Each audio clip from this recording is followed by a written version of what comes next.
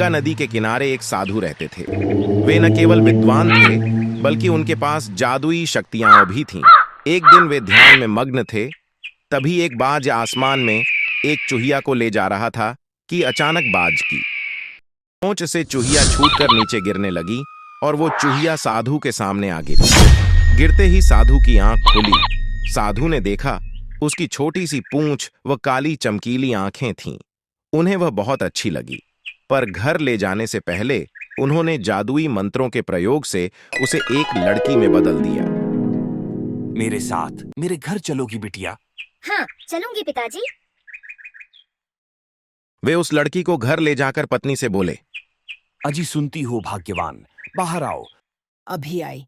देखो मैं किसे लेकर आया हूँ। मगर आप क्या लेकर आए हो? अरे ये तो बहुत सुंदर है। तुम हमेशा से संतान चाहती थी ना, तो लो आज से यही हमारी पुत्री है। इसे पूरी देखभाल व स्नेह से पालो। साधु की पत्नी भी अपनी पुत्री को देख प्रसन्न हो उठी। वह उसे राजकुमारी की तरह पालने लगी।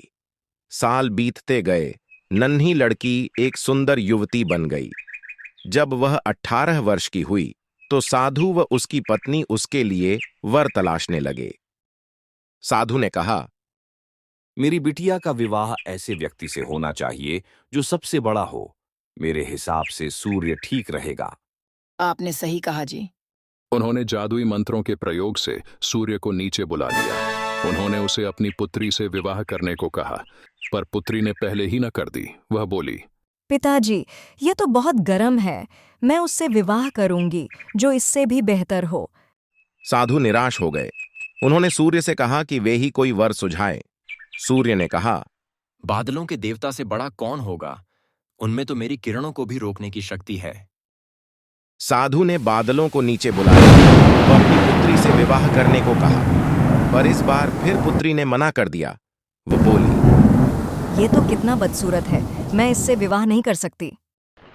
साधु ने बादल देवता से कहा कि वही कोई अच्छा वर सुझा दें। वे बोले, पवन देवता ठीक रहेंगे। वे तो मुझे भी अपने फूंक से उड़ा देते हैं। साधु ने पवन देवता को बुलाकर अपनी पुत्री से विवाह करने को कहा। पुत्री ने फिर इनकार कर दिया। वह बोली, मैं इससे शादी नहीं करूंगी। ये तो कहीं टिकते नहीं, हमेशा यहाँ वहां भागते रहते हैं। साधु ने पवन देव से पूछा, क्या मेरी पुत्री के लिए ऐसा वर हो सकता है जो आपसे भी बेहतर हो? पवन देव ने कहा, पर्वत देव मजबूत व ऊंचे हैं। वे मेरा भी रास्ता रोक देते हैं। साधु ने पर्वत देवता से कहा कि वह उसकी पुत्री से विवाह कर लें। पुत्री ने फिर से मना कर दिया। वह बोली, ये तो बहुत लंबे, सख्त व कठोर हैं। मैं इनसे विवाह नहीं कर सकती। इनसे भी कोई बेहतर चाहिए। पर्वत देवता ने चूहे का नाम सुझाया। वे बोले, माना मैं काफी सख्त, मजबूत व ऊंचा हूं, पर चूहे मुझ में भी आसानी से बिल बना सकते हैं। साधु ने चूहे को बुलाया। उसे देखते ही उसकी पुत्री खुशी से उछल पड़ी। हाँ पिताजी, यही तो है वह, मैं जिससे शादी करना चाहती थी। साधु ने सोचा, इसे ही किस्मत कहते हैं। यह एक चूहिया थी और एक चूहे से विवाह करना ही इसके भाग्य में लिखा है। उन्होंने जादुई मंत्रों के प्रभाव से पुत्री को फिर से चूहिया बना दिया। चूहा व चूहिया विवाह करके खुशी खुशी रहने लगे। शिक्षा, कोई भी अपने मूल स्वभाव को नहीं बदल सकता। हाय दोस्तों, हाय गाइस, आप सभी भाइयों व मेरी प्यारी बहनों को आपके भाई अशोक कुकरा की तरफ से आने वाले रक्षाबंधन के त्योहार पर आप सभी भाई व बहनों को बहुत बहुत हार्दिक शुभकामनाएं व बधाई। तो चलो अब वो बात करते हैं। पहली बात तो ये है कि ये वीडियो आप सभी को कैसा लगा। अगर आपको बहुत पसंद आया है तो मेरे चैनल को सब्सक्राइबर जरूर करना भूलना मत हो, और लाइक और शेयर कमेंट भी जरूर करना। मेरे प्यारे दोस्तों, ओके, बाय बाय, थैंक्स।